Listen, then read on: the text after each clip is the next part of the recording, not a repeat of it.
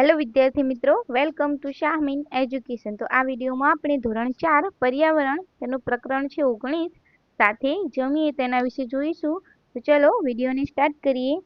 તો અહીં page number 148 ઉપર આપેલું છે પ્રકરણ 19 સાથે જમીએ। અહીં આપેલું છે વર્ગમાં ઉજાણી। તો વેકેશન પૂરું થયું, આજે શાળા શરૂ થઈ। રજાઓમાં કેવી મજા કરી, સૌ વાતો કરે છે। તો મીના કહે છે, તારા હાથમાં મહેંદી કેમ મૂકી છે? એટલે આરતીએ કહ્યું, મારા કાકાના લગ્ન હતા એટલે। મીનાએ કહ્યું, અરે ખૂબ જ મજા આવી હશે? આરતીએ કહ્યું, હા મજા જ મજા, સાથે જમવાની પણ મજા। એટલે રેહાનાએ કહ્યું, આપણે આપણા વર્ગમાં પણ સાથે જમીએ તો? ડેવિડે કહ્યું, મજા આવશે, ચાલો એમ જ કરીએ। સૌએ વર્ગમાં ઉજાણી કરવાનું નક્કી કર્યું। બધા બાળકો ઘરેથી શું શું લાવશે એ કહેવા લાગ્યા। બધાએ વસ્તુઓ લાવી શનિવારે ખરેખર ઉજાણી કરી। જાત જાતનું ખાવાનું મળ્યું, બધા સાથે રમ્યા, ગીતો ગાયા અને નાચ્યા। અહીંયા આપણને આપેલું છે તમારી નોટબુકમાં લખો, તો તમને બીજા સાથે જમવું ગમે છે? તો હા, મને બીજા સાથે જમવું ગમે છે। કયા પ્રસંગમાં તમે તમારા મિત્રો સાથે જમો છો? તો લગ્ન પ્રસંગ હોય, તહેવારો હોય, કંઈક ફરવા ગયા હોય એટલે કે પર્યટન હોય, તો ત્યારે અમે મિત્રો સાથે જમીએ છીએ। તમે તમારા વર્ગમાં ક્યારે ઉજાણી કરી છે? ક્યારે? તમે ઉજાણી કઈ રીતે કરી? તો અમે અમારા વર્ગમાં ઉજાણી કરી છે। તો હા, ક્યારે? તો જન્મદિવસની ઉજવણી કરી છે, જ્યારે મારા મિત્રનો જન્મદિવસ હતો ત્યારે। તમે અને તમારા મિત્રો ઉજાણી માટે શું શું લાવ્યા હતા? તો ફૂલો, મીઠાઈઓ, ચોકલેટો અને નાસ્તો। તમે બધા શું જમ્યા હતા? તો મીઠાઈઓ અને ચવાણું। તમે તમારી ઉજાણી માટે કોને આમંત્રણ આપ્યું? તો આચાર્યશ્રી, શિક્ષકગણ અને ગામના સરપંચશ્રીને। ઉજાણીમાં કોણ ન આવ્યું? શા માટે? તો ઉજાણીમાં ગામના સરપંચશ્રી ન આવ્યા કેમ કે તેમને મીટિંગમાં જવાનું હતું। આગળ છે ઉત્તરાયણ ઉજવીએ। તો પિંકી વહેલી સવારે ઉઠી, તેના મિત્રો સેજલ, આયુષ, તનવીર, ફાતિમા અને ઇકબાલને પોતાના ઘરે બોલાવવા દોડી। આજે ઉત્તરાયણ છે, સૌ આનંદમાં હતા। ઉત્તરાયણ ઉજવવા તેમણે ખાસ તૈયારી કરી હતી। તેઓ ઉત્તરાયણ કેવી રીતે ઉજવશે? ચાલો વાંચીએ। તેઓ ખૂબ વહેલા ઉઠ્યા હતા। તેમના મોટા ભાઈઓએ અગાઉથી જ પતંગની કિન્ના બાંધી રાખી છે। પિંકીના દાદીએ તલના લાડુ અને સિંગની ચીક્કી બનાવી છે। સેજલ તેના ઘરેથી મમરાના ગળ્યા લાડુ લાવી। તનવીર પોતાની વાડીએથી બોર લાવ્યો। આયુષની મમ્મી તાજા બોર આપી ગઈ। રસોડામાં પિંકીની મમ્મી ઊંધિયું બનાવવાની તૈયારી કરે છે। ઊંધિયું બનાવવા શું શું જોઈએ ખબર છે તમને? ગવાર, વાલોળ અને રીંગણ, બટાટા અને ટામેટા પણ ખરા, કેપ્સિકમ, લીલા ધાણા અને આદુ જેવા મસાલા પણ જોઈએ। શક્કરિયા, સૂરણ અને રતાળુ વગર તો ઊંધિયાની મજા જ નહીં। મમ્મીએ મેથીની ભાજીના વડા પણ તેમાં ઉમેર્યા। ઇકબાલ તો આટલું બધું જોઈ અચરજ પામ્યો। દાદીમાં ગરમા ગરમ જલેબી ઉતારતા હતા। સૌએ ખાવાનું શરૂ કર્યું। સૌ હવે પતંગ ચગાવવા અગાસીએ ગયા। કોઈએ પતંગ ચગાવ્યો તો કોઈએ ફિરકી પકડી। એ કાપ્યો, એ ગયો એવી બૂમો પાડતા પાડતા ગીતો પણ ગાયા। આખો દિવસ સૌ સૂરજના તડકામાં રહ્યા। ઉત્તરાયણની ખૂબ મજા કરી। આગળ આપેલું છે, ચાલો વાત કરીએ। તો ઉત્તરાયણ ક્યારે ઉજવવામાં આવે છે? તો આપણને બધાને જ ખબર છે કે ઉત્તરાયણ 14મી જાન્યુઆરીએ ઉજવવામાં આવે છે। તો બધા જ ધર્મના લોકો ઉત્તરાયણ ઉજવે છે તે તમે જાણો છો? તો હા, બધા જ ધર્મના લોકો ઉત્તરાયણ ઉજવે છે।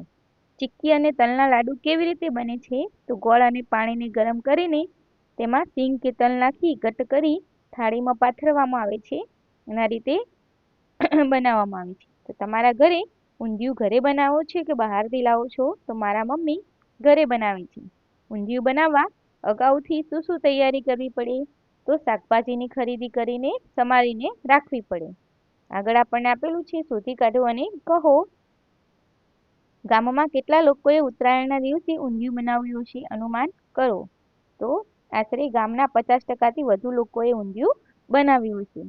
તમે રાત્રે પણ ઉત્તરાયણ ઉજવાતી જોઈ છે? તમને તે પસંદ આવ્યું? તો હા, મને તે પસંદ આવ્યું।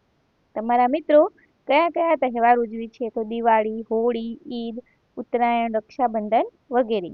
તે દિવસે તેઓ શું શું જમે છે? તો મીઠાઈઓ, ખીર, દૂધપાક, ફરસાણ વગેરે।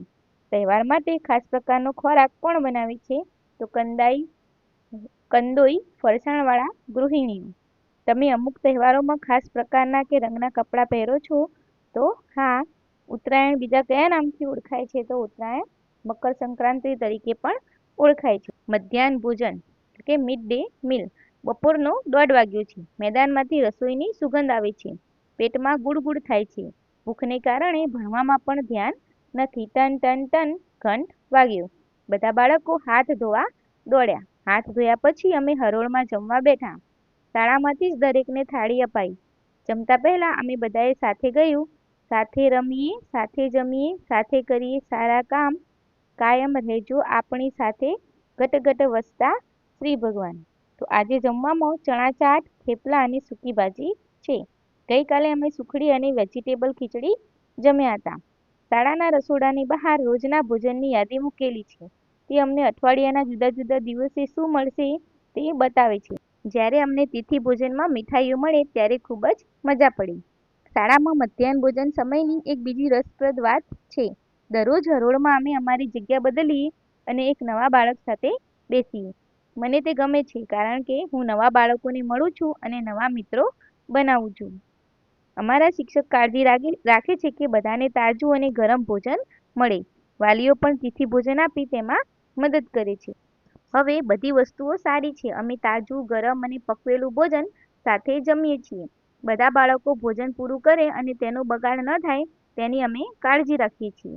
સાથે જમવાની ખૂબ જ મજા આવે છે. ક્યારેક કોઈ ઘરેથી જમ્યા વગર આવે તો અહીં ધરાઈને જમે પણ. સાવ ભૂખ્યા પેટે તમને ભણવું ગમે? અનુમાન કરો. શોધી કાઢો અને નોટબુકમાં લખો. તમારી શાળામાં અપાતા ભોજન વિશે લખો. તો ભોજન કયા સમયે આપવામાં આવે છે? તો બપોરના 1:30 વાગે. શાળામાં તમને ભોજનમાં શું મળે છે? દાળ ભાત, ખીચડી, પુલાવ, સુખડી, મુઠિયા વગેરે. તમને જે મધ્યાહન ભોજન મળે છે તે પસંદ છે? તો હા, મને પસંદ છે. તમને જે ભોજન મળે છે તે પૂરતું છે? તો હા, પૂરતું છે. તમે તમારી પોતાની થાળી લાવો છો કે શાળામાંથી મળે છે? તો અમને થાળી શાળામાંથી મળે છે. ભોજન કોણ પીરસે છે? તો મધ્યાહન ભોજનવાળા બહેન. તમારા શિક્ષક તમારી સાથે જમે છે? તો હા, અમારા શિક્ષક અમારી સાથે જમે છે. શાળામાં બોર્ડ પર અઠવાડિક ભોજનની યાદી મૂકી છે? તો હા, શાળામાં બોર્ડ પર અઠવાડિક ભોજનની યાદી મૂકી છે. તમને બુધવારે અને શુક્રવારે શું મળે છે? તો બુધવારે પુલાવ અને શુક્રવારે દાળ ભાત મળે છે.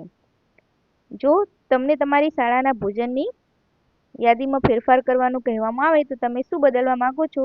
તમે જમવામાં શું પસંદ કરશો? તમારી પોતાની યાદી બનાવો. તો અહીંયા સોમવાર વેજીટેબલ ખીચડી, બુધવાર પુલાવ અને શુક્રવાર દાળ ભાત છે. તો તમે તમારી રીતે અહીંયા તમારે શું ફેરફાર કરવો છે તે અહીંયા લખી શકો છો. આગળ છે મધ્યાહન ભોજન દરેક બાળકનો હક. તો આપણા દેશમાં ઘણા બાળકો એવા છે કે જેમને પૂરતું જમવાનું મળતું નથી. શાળામાં પણ ભૂખ્યા આવે છે. તો આપણા દેશની સર્વોચ્ચ અદાલતે હુકમ કર્યો છે કે પ્રાથમિક શાળામાં ભણતા બધા બાળકોને ગરમ પકવેલું ભોજન મળવું જોઈએ. આ દરેક બાળકનો હક છે. તો આ પાઠ અહીંયા પૂરો થાય છે. તો વિડીયો ગમ્યો હોય તો વિડીયોને લાઇક, શેર અને સબસ્ક્રાઈબ કરવાનું ભૂલતા નહીં.